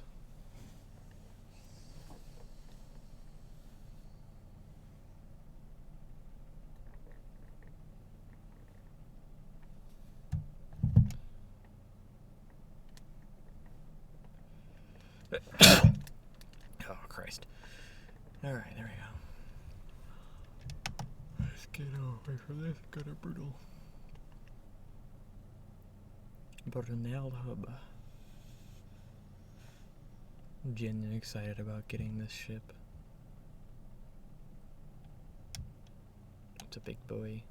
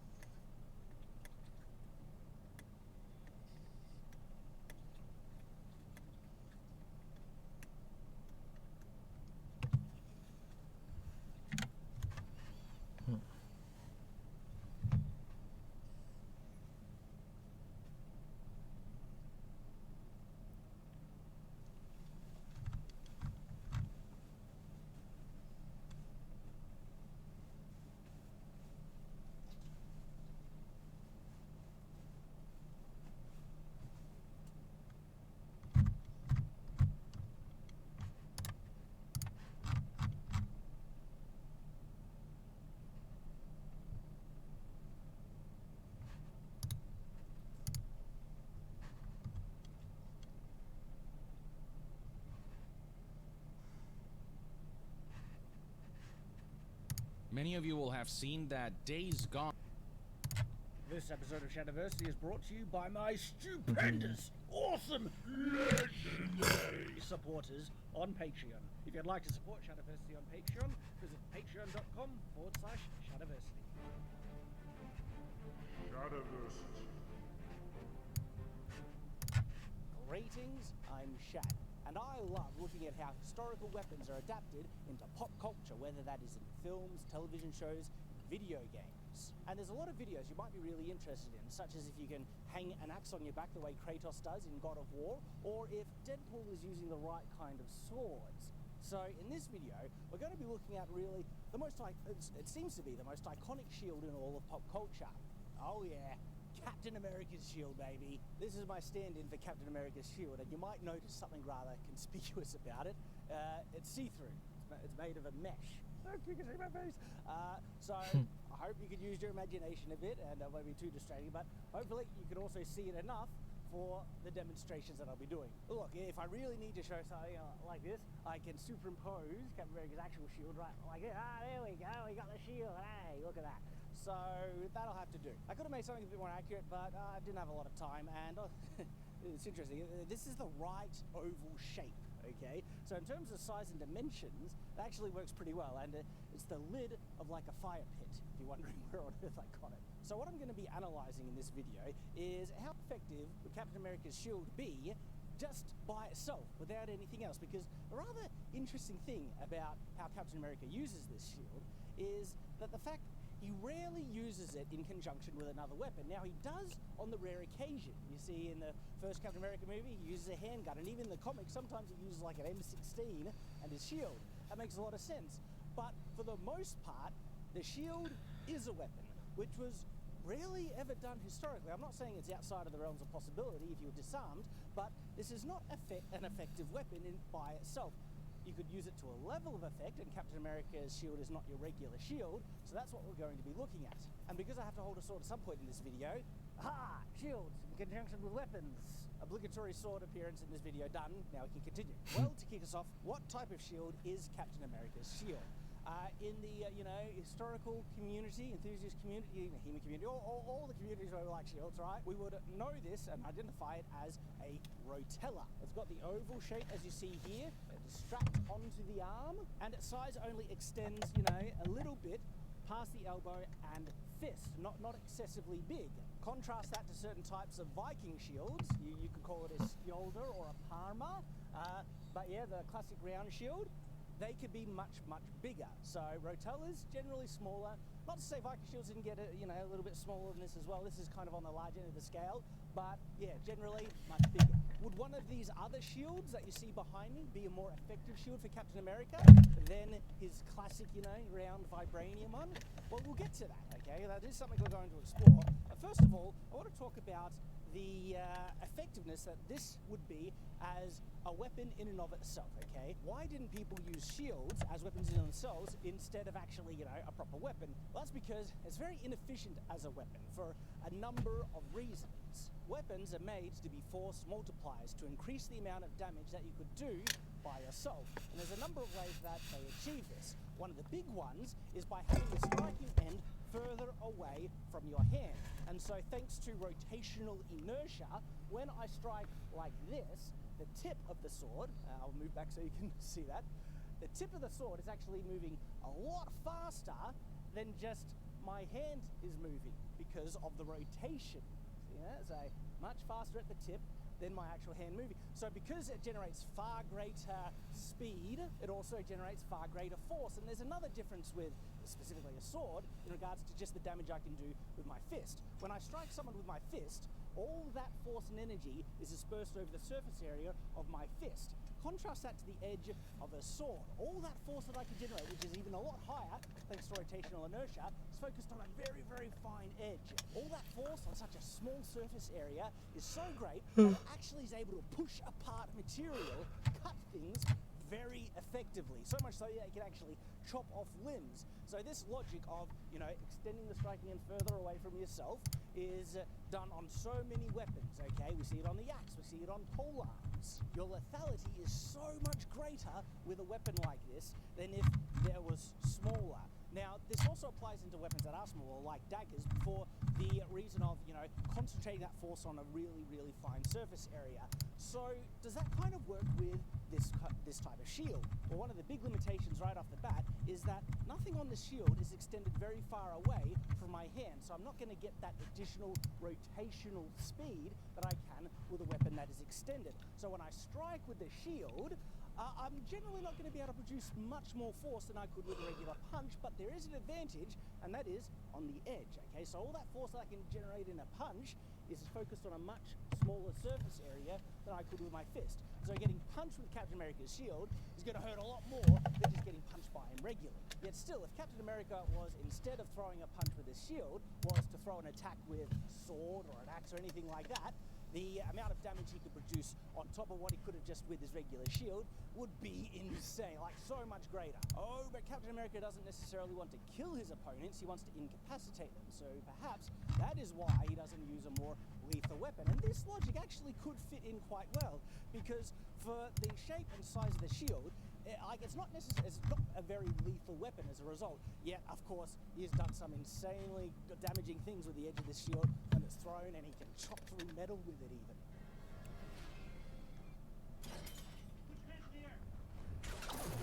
There is another kind of attack that it seems fairly evident with Captain America's shield, and that's the one where he just kind of slams people with the face of it, just a big old whack kind of thing. Now, generally, that's nowhere near as damaging as if you were to strike someone with the edge. But because his shield can produce so much damage with the edge, it kind of makes sense that Captain America gives people slaps more often than kind of, jabs. Now, interestingly, to knock someone off their feet, okay, because remember about surface area? With trying to hit someone with the face of this shield, there's a much wider surface area than before, and so it's not going to damage people nearly as much. Again, kind of in line with Captain America's non-lethal. He's generally non-lethal, but there are times he just full-on, kills people. Interestingly, hitting someone with the face of the shield like this would have much higher chances of knocking them off their balance than if he was to jab someone like this. So if there was a small thing that hit me right in the guts, say the edge of this shield, okay, all that force is then in my gut, and a lot of it is going to be just pushed into my gut, and I'll go like this, not necessarily be knocked off balance. But if that force is, you know, extended over a much greater area, so it's harder for my body to absorb that energy, I just can't move back in a smaller area. It'll just kind of hit me flat, and the only way for me to go is back. So yeah, hitting with the flat of the shield, much higher chances to knock someone off the balance, which is again perfectly in line with Captain America style combat. The other thing about this is the defensive properties, because Captain America is, like, first of all, is this even a really effective weapon to defend Captain America? Not really. It's actually a little bit too small. It's funny. Every time Captain America is getting shot, no one's aiming for his legs, okay? It's funny, there are some points in the movies where he crouches all the way down, trying to protect his whole body because the size of the shield is insufficient. There's other times where he just holds it like this and runs. What is not being covered by the shield at this point? Yeah, my legs. So it's not actually that efficient. But in regards to the position of always having the shield like this, it is in the perfect, you know, he's holding his arm in the perfect position now to do one of his main attacks, where he runs up, he's defending himself, you know, a bit of a Hollywood magic there. He runs up and he gets close enough, perfectly in the, you know, stance, position, angle, just go whack, okay?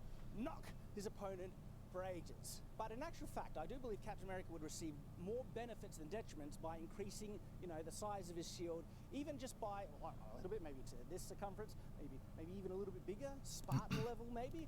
The detriment to this would it be more difficult to maneuver the shield in close quarters, which he kind of does in some situations, like the elevator fight scene in Captain America Winter Soldier. But for the most part, he has a lot more room to move.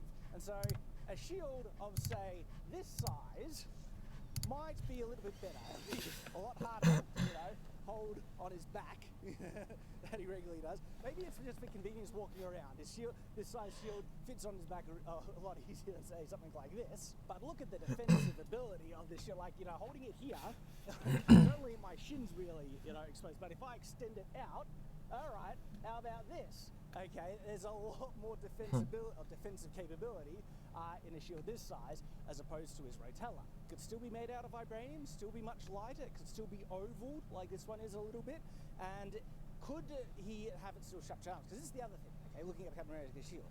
There's a big contrast, or there's shields fall into generally two categories in how they are held, with some exceptions, because there are some strap configurations which you can do both, which is strapped onto the arm or center gripped. The type of shield that generally has a strap configuration in which you can either slide through, hold it on your forearm, or grab it in the center grip is the kite shield. Kite shield has the most hand-hold configurations out of any other shield historically. Now, looking at this, I really do think that they got it right, okay? For Captain America style combat, having a strapped-on shield is more advantageous to him than, say, if he was using a center grip one.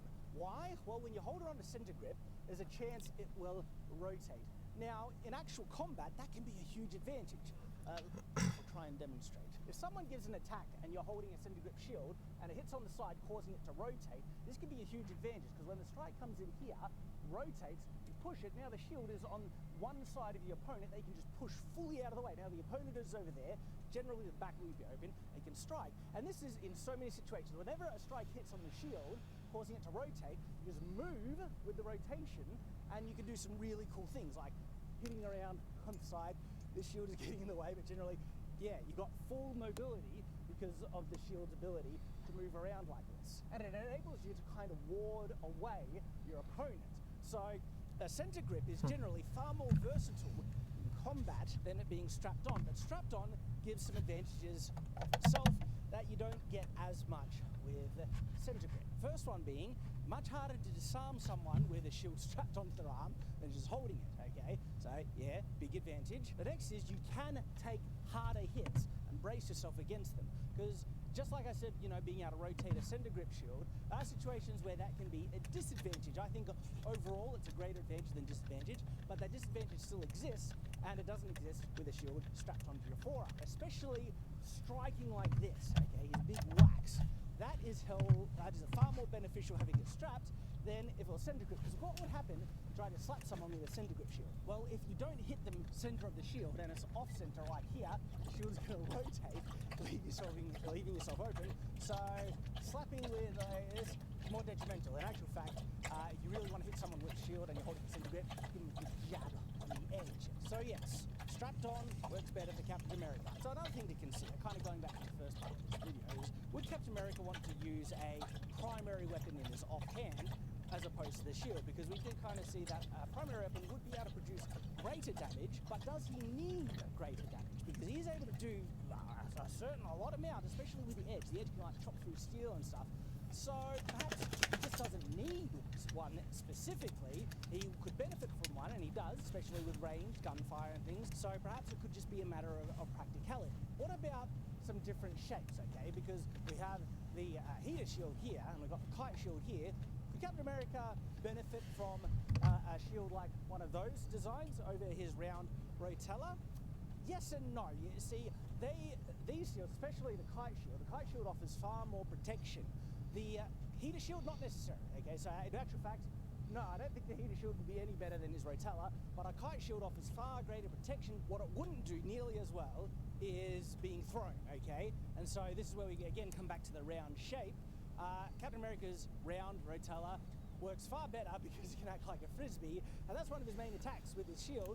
So that again kind of takes the kite shield out of this equation. We come back to the shield he really already has, though I do think it could be a little bigger, just to protect him a bit more. You've got to watch out for his legs, but that is not a big difference. And for the type of fighting that Captain America does, where he wants to incapacitate people and doing direct damage and stuff like that, his shield is actually a very appropriate weapon, and it does give a decent amount of defense, and because it's indestructible, on top of that, like its defensive capabilities are great, it doesn't pretty much, but overall, I think, you know, yes, Captain America's shield is an effective hand-to-hand melee weapon in and of itself without an additional weapon. You can use an additional weapon, but just by itself, it works perfectly well for the type of character and the type of fighting that Captain America does. So there we go. This has been my analysis of Captain America's shield from a more historical and practical kind of perspective. Thank you for watching. I hope to see you again.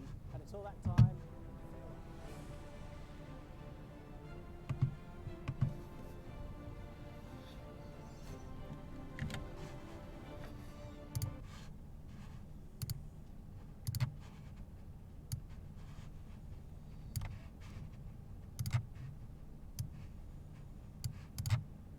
has made quite a few headlines as of late because of various reports and because of developers who are kind of speaking out about certain aspects of the sequel and its pitch rejection that was initially reported by Jason Schreier via this Bloomberg article whose headline reads, Sony's obsession with blockbusters is stirring unrest within PlayStation empire. Basically, Sony is very heavily focused on those blockbuster mega hits like God of War, Last of Us, Uncharted, you name it, and kind of sidelining some of the projects that maybe don't do as well as those mega blockbuster hits but have a lot of potential, like Days Gone.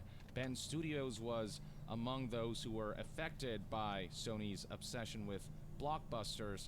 The first game didn't sell gangbusters, though it was profitable, but because it wasn't a blockbuster mega hit, Days Gone 2's pitch was rejected, and it also had to do with the fact that the critical reception of Days Gone 1 was kind of more on the positive side, but still relatively mixed, and Sony just didn't feel enough confidence in the Days Gone franchise to give it a green light for a sequel, which honestly sounded pretty interesting based on what Sony Bend director Jeff Ross had to say about how, on top of expanding upon the main narrative with a main campaign, it was supposed to have a shared universe with co-op elements, basically taking the assets and remixing them into this separate multiplayer mode where players would survive zombie hordes together and stuff like that. Now recently, somebody else who's been vocal about everything surrounding Days Gone is creative director and writer of Days Gone, a man going by the name John Garvin, who had some opinions to share about why he believes Days Gone didn't succeed, why it didn't get a sequel, and a lot of it is blaming the customers for not buying Days Gone at full price, for not buying games at full price.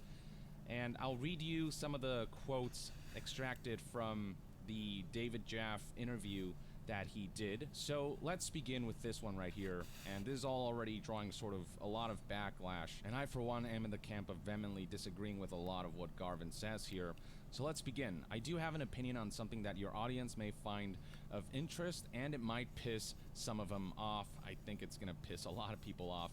If you love a game, buy it at full price. I can't tell you how many times I've seen gamers say, yeah, I got that on sale, I got it through PlayStation Plus, whatever. But the point just about everyone has been bringing up is that you don't know that you'll love a game until you buy it, until you play it. Which is why people are naturally careful about their game purchases, because every purchase in a way is a gamble, especially when, Sony's digital storefront has an awful refund system that doesn't allow people to test out the game in a reasonable amount of time and determine whether it's worth keeping or giving back. So people have a right to wait a little bit before jumping on the bandwagon, or wait for a sale if they don't deem a game's quality to match its value, its MSRP, and wish to see the price go down before they can afford to buy it or they feel like it's worth buying. So Jaff aptly responded with, but how do you know you love a game until you've played it?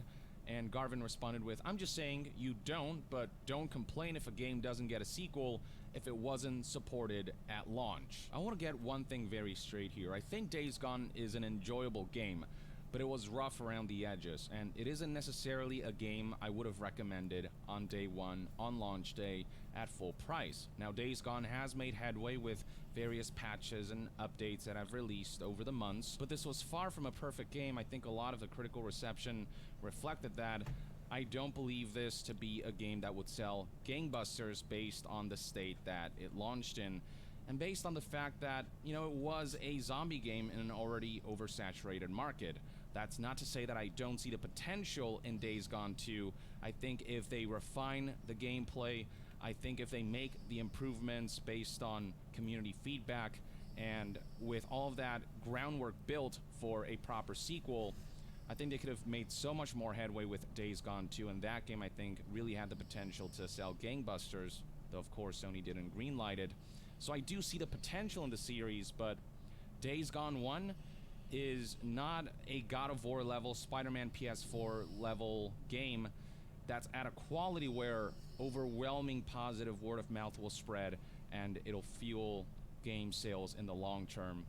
I think Days Gone needs a second iteration for it to really become a blockbuster mega hit. As much as I enjoy Days Gone, it did launch rough enough that I would understand if people decided to skip this one and wait for a sequel and see how the series progresses there. So to counter this idea that if you love a game, buy it at fucking full price, the counter to that would be, well, release a game that is worth full price. Release a game in a polished state. And I also understand many people's reservations to buy games at full price at launch, given that many AAA games seem to launch in a compromised state, in a broken state, in an incomplete state. People have been burned so many times by AAA publishers that reservations surrounding games that at launch are reported to have issues, and not immediately buying those at full price and waiting until the price goes down or until reports start to come in that the game has significantly improved. That's all perfectly understandable, because at the end of the day,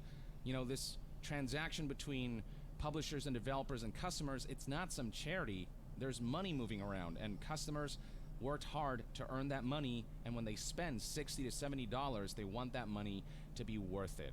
And other people just cannot afford to spend full price on a game. They can only afford to get games on PlayStation Plus, pay that monthly fee to get those free games monthly. Some people can only afford to get so many games every year and afford to spend so much money on games every year, and so as badly as they might want to play something like Days Gone, they will wait for a sale because that's just the nature of their financial situation. So for him to lambast those customers by saying, oh, I got it through PlayStation Plus, I got it on sale, I can't tell you how many times I've seen gamers say that like it's this awful thing, it's just a ridiculous suggestion. And certainly not everyone is rich enough to buy games at full price knowing that on day one they're in a compromised state, which Days Gone, as much as I enjoy that game, definitely was. Garvin continues, it's like God of War got whatever number millions of sales at launch, and Days Gone didn't. I'm just speaking for me personally as a developer. I don't work for Sony.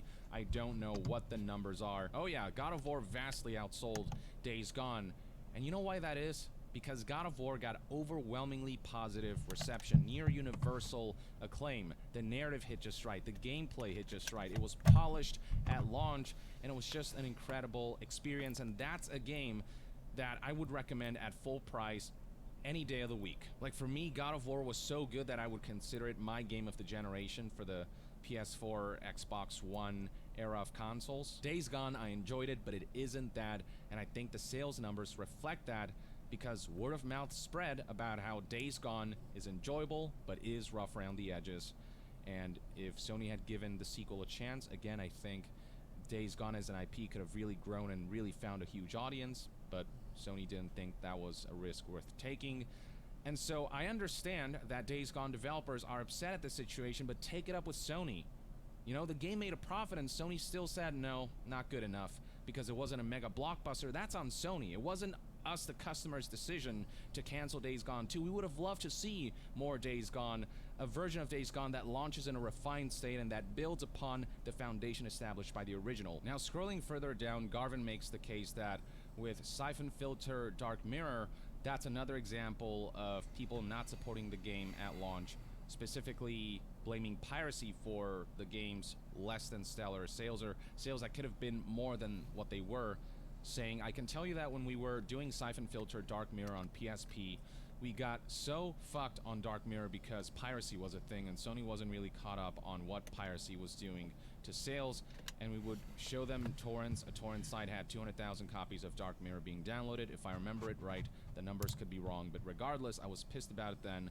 I was like, this is money out of my pocket. Look, in most scenarios, I'm not a proponent of piracy.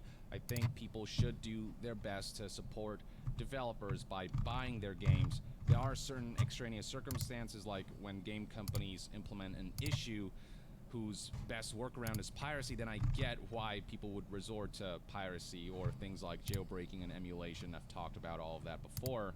But generally, obviously, I want people who can support the developers to actually go out of their way to pay for games that they deem worthwhile. But there's a difference between saying I wish people wouldn't pirate my game versus saying I hate that people aren't buying my game at full price and are buying through or are downloading through PS Plus or buying the games when they're on sale and castigating people for trying to save some money. If somebody's going out of their way to literally steal a game, yes, that's, worth criticizing, but there are people who just want to save money because either they don't think a game is at the value that was initially set or because they can't afford it, and that's totally 100% completely fair. And people not buying a game at full price doesn't mean they want the game to crash and burn. There are plenty of people who won't buy games at full price or will download them through PlayStation Plus and are still supportive of that game, will still love it, and will still want to see a sequel, but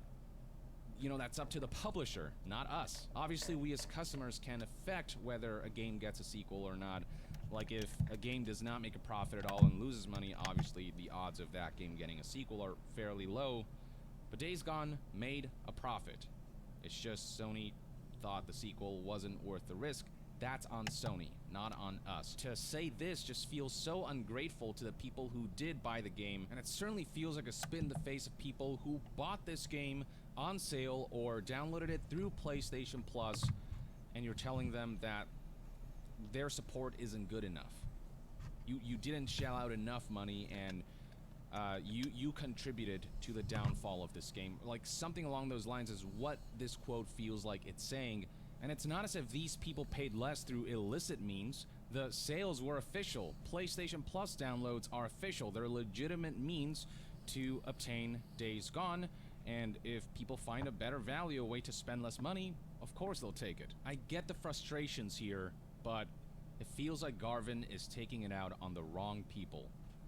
Customers just buy what they feel is worth buying. Publishers make the decisions surrounding what IPs continue, what IPs don't, what direction certain IPs take. Take it up with their mindset of being obsessed with blockbusters and everything having to be mega hits. Take it up with their obsession over Metascore. This is something that John Garvin admitted when he said, I took it hard, to be honest, because again, this is just the reality of Sony. Metacritic score is everything. If you're the creative director on a franchise and your game is coming out to a 70, you're not going to be the creative director on that franchise for very long. Why isn't Garvin criticizing Sony more for having this mindset instead of wagging his fingers at customers for making purchase decisions based on their financial situation and the worth that they give to a game based on its quality and breadth of content. And while he doesn't speak for all of Ben's studios, you know, given his involvement with that studio, he has left Ben's studios as of the publishing of this video, but obviously he was the creative director and writer of Days Gone. His name is heavily attached to Ben's studios. Him saying stuff like this just reflects poorly on the studio and their ability to garner support from the masses, especially when it comes to Days Gone. So yeah, with all said and done, I think this is a pretty bad take and a pretty ungrateful take. You know, not counting the blessings, but just looking at the negatives and blaming the wrong people for the way things turned out with Days Gone. That's just one man's take on everything surrounding Days Gone, and the comments made by creative director and writer of Days Gone, John Garvin, vehemently disagree across the board. Let me know in the comments.